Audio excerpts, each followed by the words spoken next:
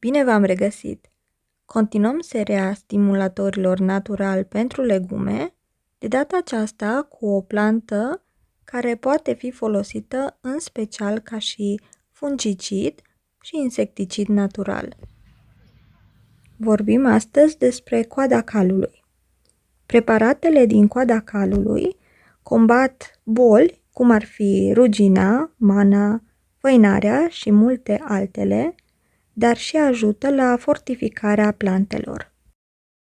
Conține săruri de potasiu, fier, mangan, magneziu, zinc, fosfor, seleniu și multe alte ingrediente ce ajută plantele să fie mai rezistente. Coada calului se poate recolta pe parcursul verii, începând din luna aprilie, și se găsește în regiunile montane, în apropierea apelor, în zonele de câmpie, dar și în proximitatea mlaștinilor. Decotul pe care îl vom face astăzi este foarte ușor de realizat și îl puteți folosi la toate plantele din grădina dumneavoastră: tomate, ardei, cartofi, ceapă, castraveți, inclusiv la pomii fructiferi.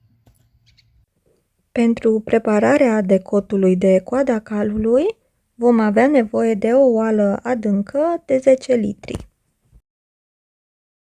Planta o puteți folosi atât în stare proaspătă cât și uscată.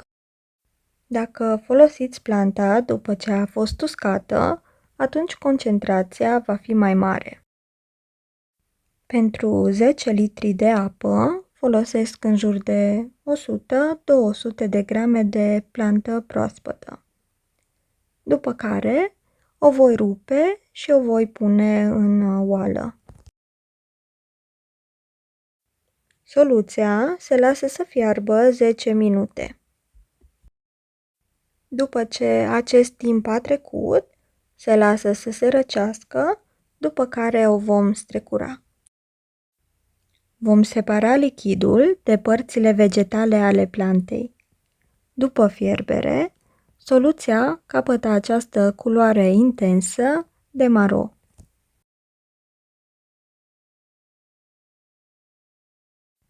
Diluția se face în felul următor. Dacă folosiți soluția pentru răsaduri, atunci folosiți un pahar de soluție la 5 pahare de apă.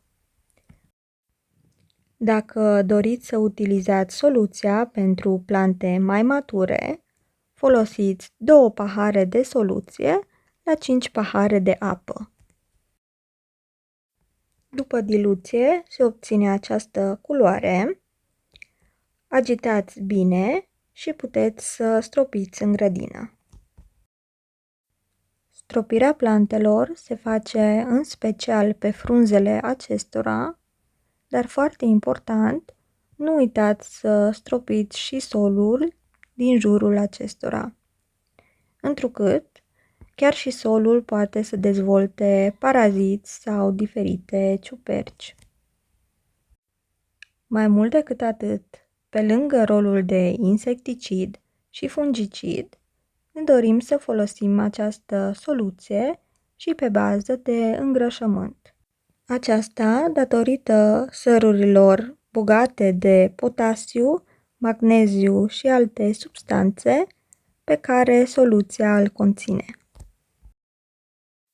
Cu această soluție puteți să repetați stropitul la intervale de 3 săptămâni, o lună, atât pentru prevenție cât și pentru combatere. Stropirea se face într-o zi în care nu există șanse de ploaie. Sper că ați găsit aceste informații utile, iar dacă doriți să aflați mai multe tratamente bio pentru plantele dumneavoastră, afișez aici câteva videoclipuri. Numai bine și multă sănătate!